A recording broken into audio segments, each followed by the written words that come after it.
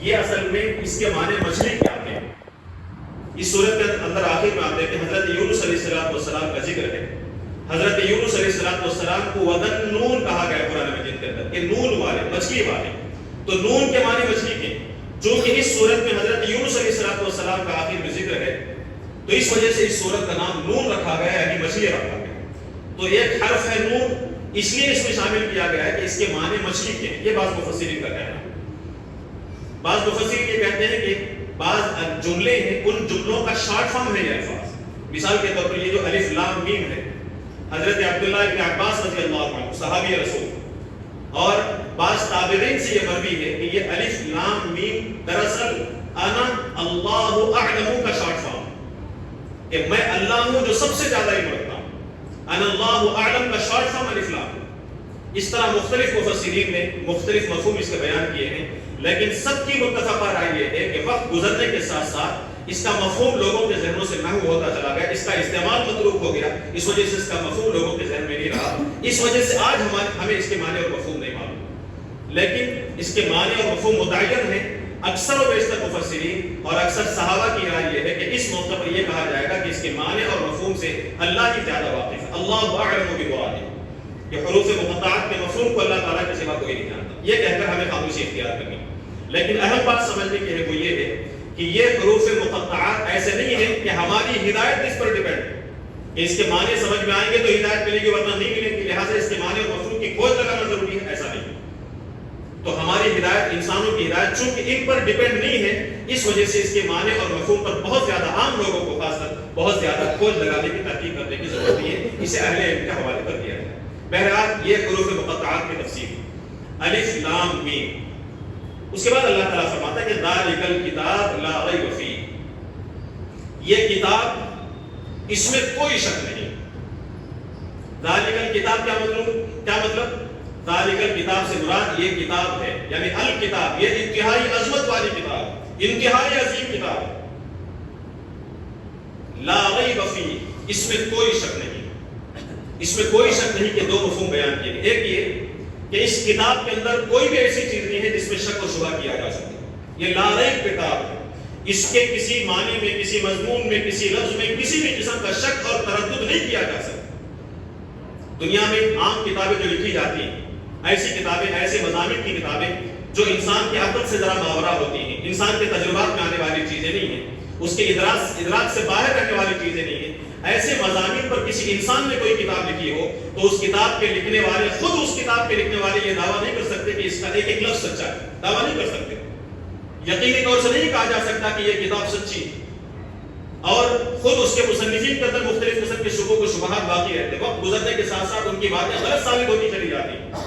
دنیا کی ایسی بے شمار کتابیں ہیں جس میں ایک بات بیان کی گئی لیکن وقت گزرنے کے ساتھ معلوم ہوا کہ وہ بات غلط تھی، بات کچھ اور تھی.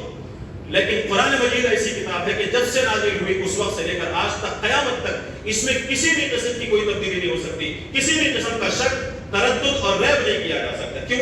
اس لیے کہ یہ اس عالم کی کتاب ہے، اس ذات کی کتاب ہے جو ہر چیز کا حقیقی علم رکھنے والا ہے. اس کا علم گمان کی بنیاد پر نہیں، یقینی علم. اس وجہ سے اس کا ہر مضمون سچا ہے اور اس کا ہر لفظ حقیقت پر مبنی ہے. اس میں کوئی شک و شبہ نہیں. ہاں یہ الگ بات ہے کہ اس میں مطالعہ کرتے ہوئے انسان کے ذہن میں کوئی شک اور شبہ پیدا ہو جائے، برسوں تک وہی شک باقی رہتا ہے. کبھی ایسا بھی ہوتا ہے کہ ہمارے ذہنوں میں ہو سکتا ہے کہ بعض باتیں اس وجہ سے کہ اس پر ایمان لانا ضروری ہے، ہم نے ایمان لایا، لیکن کچھ باتیں ایسی ہیں جو ابھی تک ہمارے پوری طرح یقین نہیں ہوا اس پر. ایسی چیزیں کبھی پیدا ہو جاتی ہیں. 20 سال 25 سال تک وہ شک اور شبہ ہمارے ذہنوں میں باقی رہا، لیکن ایک وقت ایسا آیا کہ پھر کسی مطالعے کے نتیجے میں یا پھر کسی ذہین شخص کے کہنے کے نتیجے میں ہمیں اس بات پر یقین آیا، وہ شک اور شبہ ختم ہو گیا. یہ جو شک اور شبہ پیدا ہوا یہ اصل میں کتاب کی غلطی نہیں ہے، ہمارے انسانوں کی، ہماری اپنی کم فہمی ہے. یعنی قرآن مجید کے اندر شک پیدا ہو جائے، شبہ پیدا ہو جائے تو یہ نہیں کہا جائے گا کہ قرآن مجید کے اندر شک ہے، بلکہ یہ ہماری کم علم کی، کم فہمی کے نتیجے میں ہمارے ذہنوں میں شک اور شبہ پیدا ہو گیا، ورنہ قرآن مجید لا ریب کتاب. تو پہلا مفہوم اس کا یہ ہے کہ اس کتاب میں، اس کے مفہوم میں، اس کے مضامین میں، اس کے بیانات میں کسی بھی قسم کا شک نہیں، لا ریب ہے. دوسرا مفہوم یہ ہے کہ اس کتاب کے منزل من اللہ ہونے میں کوئی شک نہیں، یعنی اس بات میں کوئی شک نہیں کہ اللہ تعالیٰ کی طرف سے نازل شدہ کتاب. یہ کیوں یہ بات کہی گئی؟ اس لیے کہ جب یہ کتاب نازل ہوئی تو لوگوں نے کہا کہ یہ محمد لکھ رہے ہیں، نعوذ باللہ، یہ محمد صلی اللہ علیہ وسلم کی اپنی بیان کردہ باتیں، یا پھر کسی نے یہ کہا کہ شیطان کی باتیں، شیطان کی طرف سے الہام شدہ آیتیں، اور بعض نے یہ کہا کہ لوگوں نے یہودی علماء سے، محمد صلی اللہ علیہ وسلم نے یہودی علماء سے ملاقات کر کے ان سے یہ علم حاصل کیا۔ اللہ تبارک و تعالیٰ یہ واضح کرتا ہے قرآن مجید میں جگہ جگہ، اللہ کے نبی صلی اللہ علیہ وسلم امی تھے، آپ صلی اللہ علیہ وسلم نے دنیا میں کسی انسان سے کوئی علم حاصل نہیں کیا تھا، آپ کو لکھ کر دکھایا جاتا تب بھی آپ پڑھ نہیں سکتے تھے، کسی سے آپ نے علم حاصل نہیں کیا سوائے اللہ تبارک و تعالیٰ۔ تو آپ اس ایسی اتنی عظیم الشان کتاب کیسے لکھ سکتے تھے؟ وہ بھی اس وقت جبکہ 40 سال تک کوئی ایسی بات آپ صلی اللہ علیہ وسلم کی زبان سے نہیں نکلی جسے معجزہ کہا جا سکتا ہو۔ 40 سال کے ختم ہوتے ایک ایسی عظیم الشان کتاب آپ لا کر لکھتے ہیں کہ جس کی کوئی نظیر دنیا میں پیش نہیں کی جا سکتی۔ ایسی کتاب محمد صلی اللہ علیہ وسلم اپنے ہاتھوں سے کیسے لکھ سکتے ہیں؟ لوگ کہتے ہیں کہ یہ شیطان کی کتاب ہے، شیطان تو گمراہی کی طرف دعوت دینے والا ہے، یہ کتاب تو ہدایت کی طرف بلا رہی ہے، یہ شیطان کی کتاب کیسے ہو سکتی ہے؟ شیطان چاہتا ہے کہ لوگ بد اخلاق ہو جائیں، لوگ گمراہ ہو جائیں، دنیا میں فساد اور بگاڑ پیدا ہو جائے۔ قرآن مجید بگاڑ کو ختم کرنے کی تعلیم دے رہا ہے، فسادات کو ختم کرنے کی تعلیم دے رہا ہے، بے حیائی کو روکنے کی تعلیم دیتا ہے، ہدایت کی طرف بلاتا ہے، تو پھر یہ قرآن مجید شیطان کی کتاب کیسے ہو سکتی ہے؟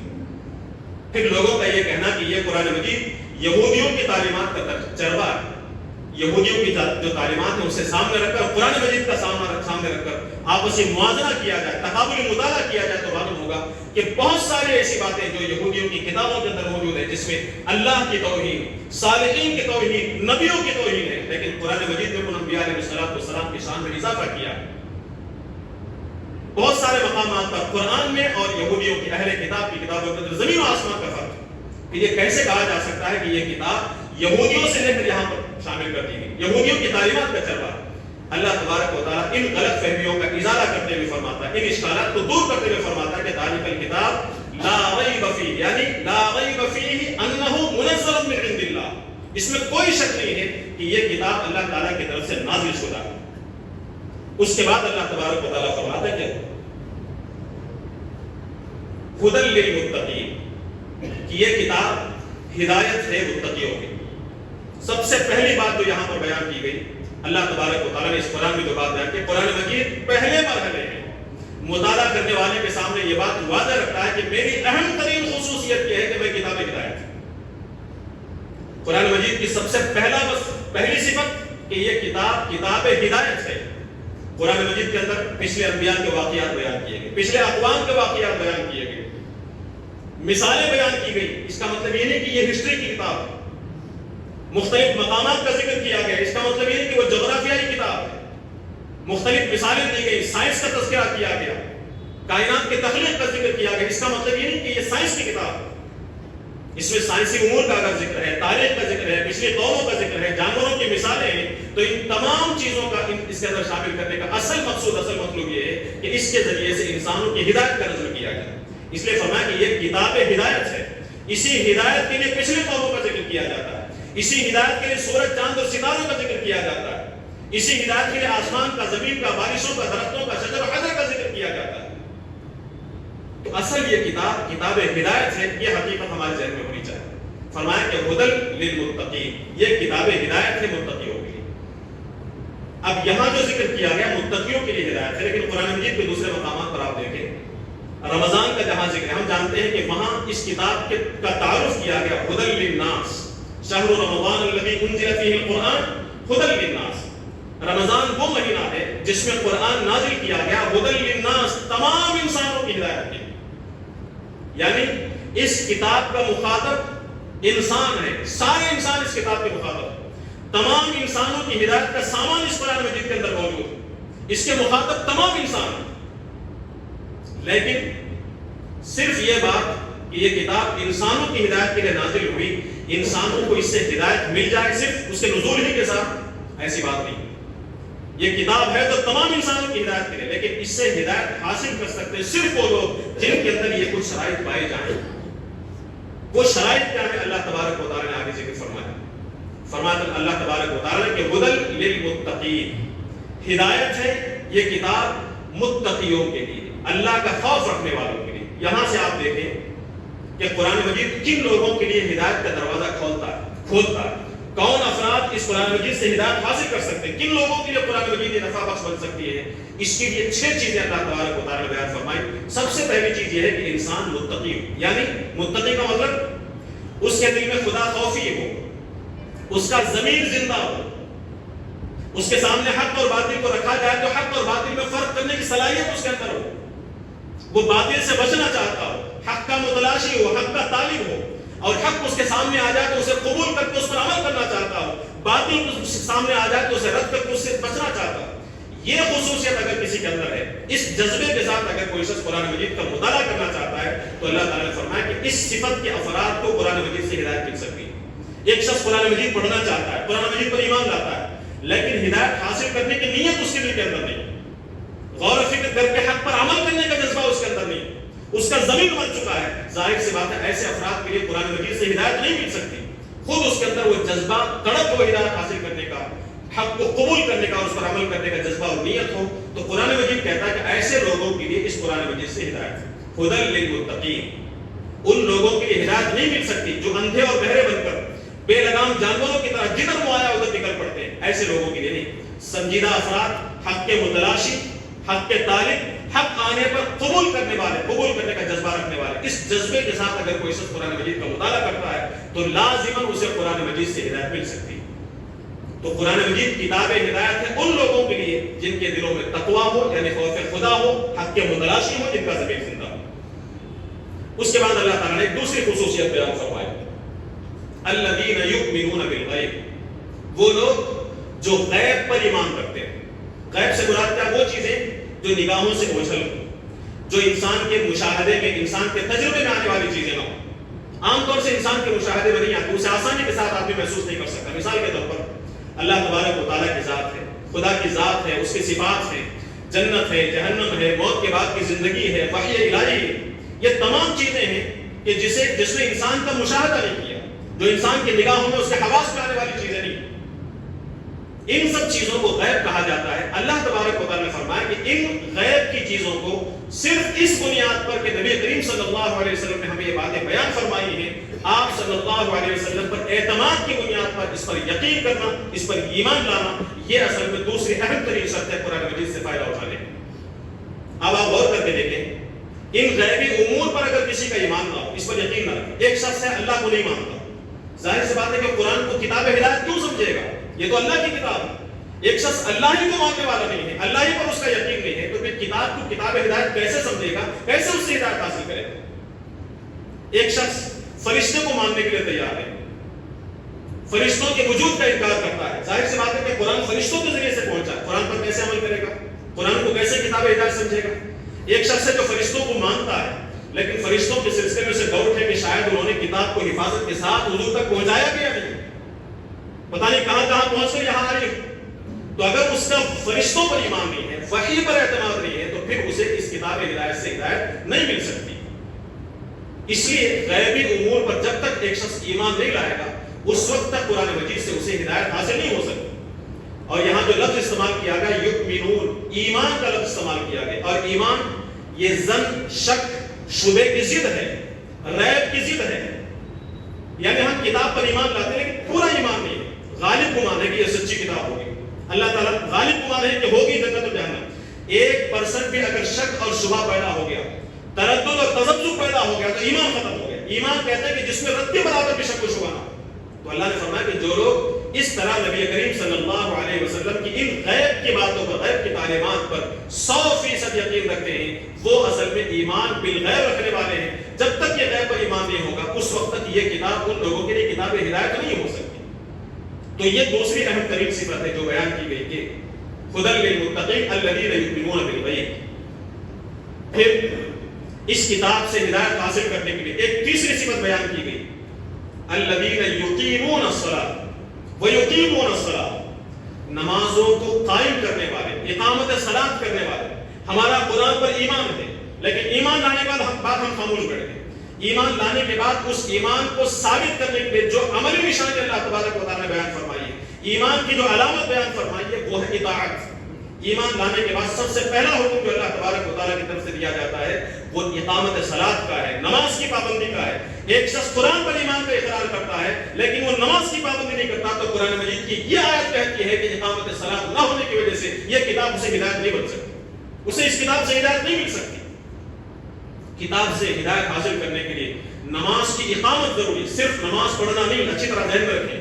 نماز کی اقامت کا مطلب یہ ہے کہ نماز کو اس کی تمام ظاہری خوبیوں کے ساتھ، اس کی باطنی خوبیوں کے ساتھ، اس کے آداب کے ساتھ، اس کے خشوع خضوع کی رعایت کرتے ہوئے پانچوں وقت کی پابندی کے ساتھ ادا کرنا، یہ اصل میں اقامت صلاۃ۔ ایسی نماز جو انسان کو فحش اور منکرات سے روک دے، فحاشی سے روک دے، ایسی نماز کی پابندی اور اقامت کرنے والا جو فرد ہے اللہ تبارک و تعالیٰ فرماتا ہے اسے اس کتاب سے، اس کتاب ہدایت سے آسانی کے ساتھ ہدایت مل سکتی ہے۔ تو معلوم یہ ہوا کہ اس کتاب سے رہنمائی اور ہدایت حاصل کرنے کے لیے ہمارا مقیم صلاۃ ہونا، اقامت صلاۃ کی پابندی کرنا یہ انتہائی ضروری ہے۔ وَيُقِيمُونَ الصَّلَاةَ، پھر فرمایا کہ وَمِمَّا رَزَقْنَاهُمْ يُنْفِقُونَ، جو کچھ بھی رزق ہمیں انہیں دیا ہے، ہم نے رزق کہتے ہیں اللہ تعالیٰ کی ساری نعمتیں، صرف کھانے کو نہیں بولتے، صرف پیسے کو رزق نہیں کہا جاتا۔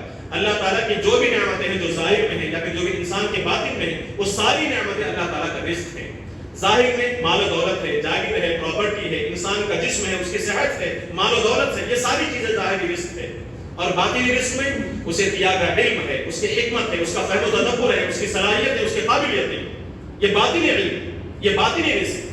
ان تمام رزق کے بارے میں اللہ تعالیٰ نے فرمایا کہ یہ رزق ہم نے انہیں دیا ہے، اس رزق کو اللہ کے راہ میں صرف کیا گیا۔ اور یہاں خاص طور سے جس رزق کا ذکر کیا گیا وہ مال و دولت ہے، یعنی جو شخص اس کتاب پر ایمان رکھتا ہے، جس کتاب سے ہدایت حاصل کرنا چاہتا ہے، اس کے لیے ضروری ہے کہ وہ زر پرست نہ ہو، مال کی محبت میں بری طرح گرفتار رہنے والا نہ ہو، بلکہ وہ اللہ کے دیے ہوئے مال کو اللہ کے راہ میں صرف کرنے والا ہو۔ اس کا مال اللہ تعالیٰ کے حقوق کی ادائیگی کا، اللہ کے بندوں کی ضروریات کی تکمیل کا ذریعہ بن رہا ہو۔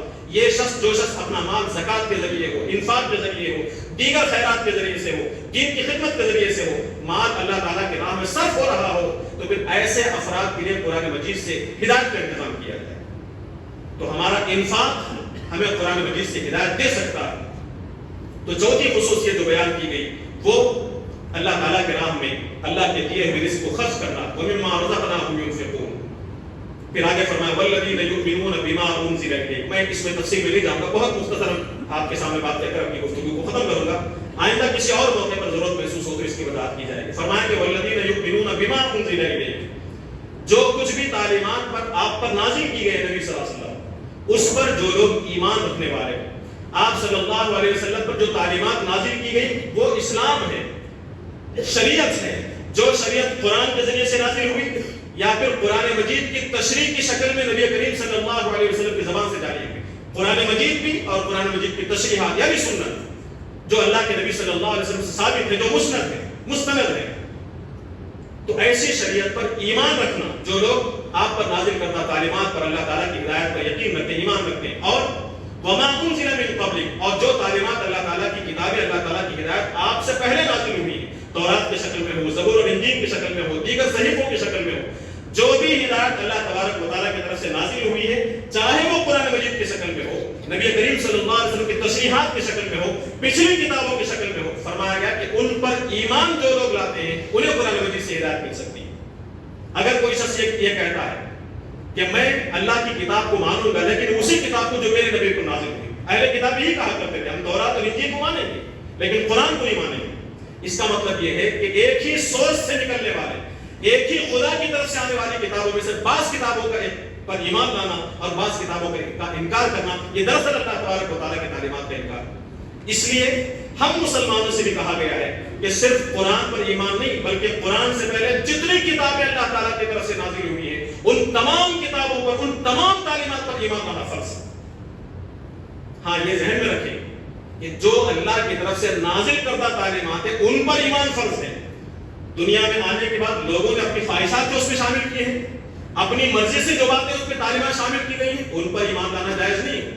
تو فرمایا ما انزل الیک وما انزل من قبلک، جو اللہ کی طرف سے نازل ہوئی آپ پر ہوں یا پھر جو اللہ کی طرف سے نازل ہوئی پچھلے انبیاء پر، ان پر ایمان لانا ضروری ہے۔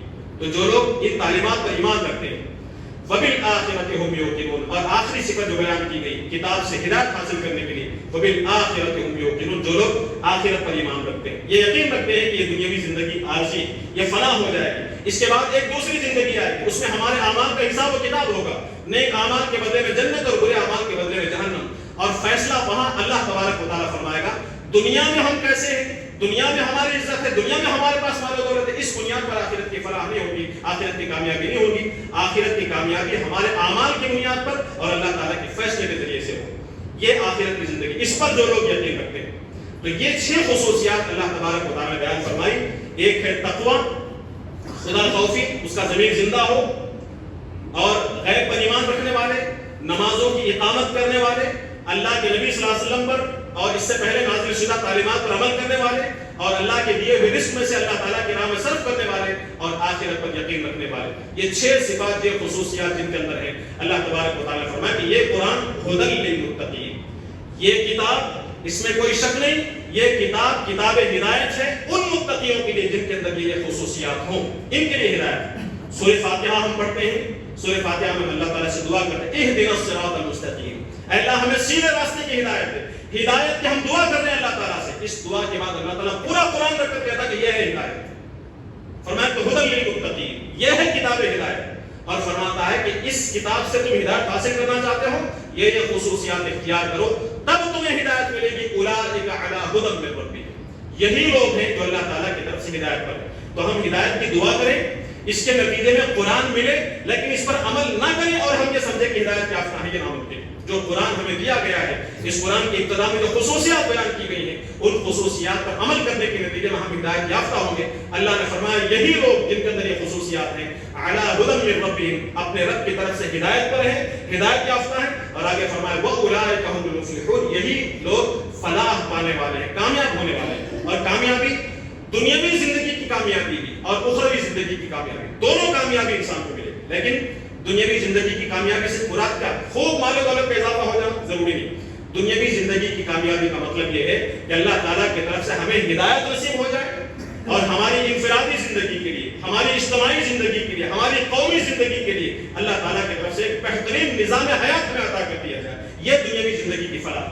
اور اخروی زندگی کی فلاح کیا ہے؟ ان نیکیوں کے اختیار کرنے کے نتیجے میں، ان خصوصیات کے اختیار کرنے کے نتیجے میں، قرآن اور شریعت پر عمل کرنے کے نتیجے میں اخروی زندگی میں اللہ تبارک و تعالیٰ کے یہاں فلاح کا سرٹیفکیٹ عطا کر دیا جائے، ہمیں جنت میں داخل کر دیا جائے، یہ اخروی زندگی کی فلاح ہے۔ اللہ نے فرمایا وَأُولَٰئِکَ هُمُ الْمُفْلِحُونَ، یہی لوگ ہیں جو آخرت میں فلاح پانے والے ہیں۔ ہم اگر یہ چاہتے ہیں کہ ہم اللہ تعالیٰ کی نگاہ میں ہدایت یافتہ لوگوں میں شامل ہو جائیں، اللہ کی نگاہ میں، اللہ کی بارگاہ میں فلاح حاصل کرنے والوں میں شامل ہو جائیں، تو ضرورت اس بات کی ہے کہ اس لاریب کتاب کا مطالعہ کیا جائے، اس سے ہدایت حاصل کرنے کی کوشش کی جائے، اور ہدایت کے لیے جو خصوصیات اس میں بیان کی گئی ہیں ان خصوصیات کو اختیار کرنے کی ہم کوشش کریں۔ اللہ تعالیٰ سے دعا ہے کہ اللہ تبارک و تعالیٰ اس کتاب ہدایت سے ہمیں مستفید ہونے کی توفیق نصیب فرمائے۔ جو خصوصی صفات، 6 صفات اللہ تبارک و تعالیٰ نے ہمیں یہاں بیان فرمائی ہیں، انہیں اختیار کرنے کی، بدرجہ عطن ان صفات سے ہمیں متصف ہونے کی اللہ تبارک و تعالیٰ ہمیں توفیق نصیب فرمائے، ہمیں دنیا میں بھی فلاح نصیب فرمائے، اور اخروی فلاح سے بھی اللہ تبارک و تعالیٰ ہمیں امتنان فرمائے۔ ربنا آتنا فی الدنیا حسنة وفی الآخرة حسنة وقنا عذاب النار۔ بارک اللہ لنا ولکم فی القرآن العظیم، ونفعنا وإياكم بالآيات والذكر الحكيم، إنه تعالى جواد كريم ملك بر رؤوف رحيم۔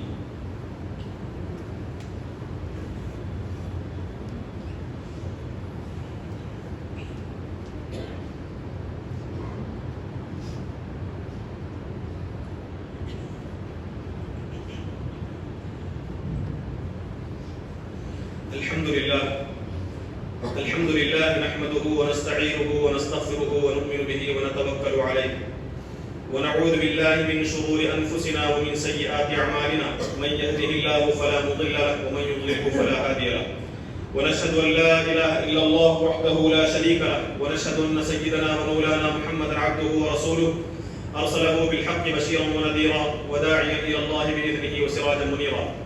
أما بعد فأعوذ بالله من الشيطان الرجيم، بسم الله الرحمن الرحيم، ألف لام ميم، ذلك الكتاب لا ريب فيه هدى للمتقين الذين يؤمنون بالغيب ويقيمون الصلاة ومما رزقناهم ينفقون والذين يؤمنون بما أنزل إليك وما أنزل من قبلك وبالآخرة هم يوقنون أولئك على هدى من ربهم وأولئك هم المفلحون. وقال تبارك وتعالى: إن الله وملائكته يصلون على النبي يا أيها الذين آمنوا صلوا عليه وسلموا تسليما. اللهم صل على محمد وعلى آل محمد بعدد من صلى وصام، وصل على محمد وعلى آل محمد بعدد من قعد وقام، وصل على جميع الأنبياء والمرسلين والملائكة المقربين وعلى خلفاء الراشدين المهديين، خصوصا على أفضل البشر بعد الأنبياء بالتحقيق أمير المؤمنين سيدنا أبي بكر الصديق رضي الله عنه، وعلى مزين المنبر والمحراب أمير المؤمنين سيدنا عمر بن الخطاب رضي الله عنه، وعلى كامل الحياء والإيمان أمير المؤمنين سيدنا عثمان بن عفان رضي الله عنه، وعلى أسد الله الغالب أمير المؤمنين سيدنا علي بن أبي طالب كرم الله وجهه، وعلى ولديه السعيدين الشهيدين أبي محمد الحسن وأبي عبد الله الحسين رضي الله عنهما، وعلى أمهما سيدة النساء فاطمة الزهراء رضي الله عنها، وعلى عميه المكرمين بين الناس أبي عمارة الحمزة وأبي الفضل العباس رضي الله عنهما، وعلى الستة الباقية من العشرة المبشرة وسائر المهاجرين والأنصار والتابعين الأبرار الأخيار إلى يوم القرار رضوان الله تعالى عليهم أجمعين. اللهم انصر من نصر دين محمد صلى الله عليه وسلم واجعلنا منهم، واخذل من خذل دين محمد صلى الله عليه وسلم ولا تجعلنا معهم. عباد الله رحمكم الله، إن الله يأمر بالعدل والإحسان وإيتاء ذي القربى وينهى عن الفحشاء والمنكر والبغي يعظكم لعلكم تذكرون. اذكروا الله تعالى يذكركم ودعوه يستجب لكم، ولذكر الله تعالى أعلى وأولى وأعز وأجل وأهم وأتم.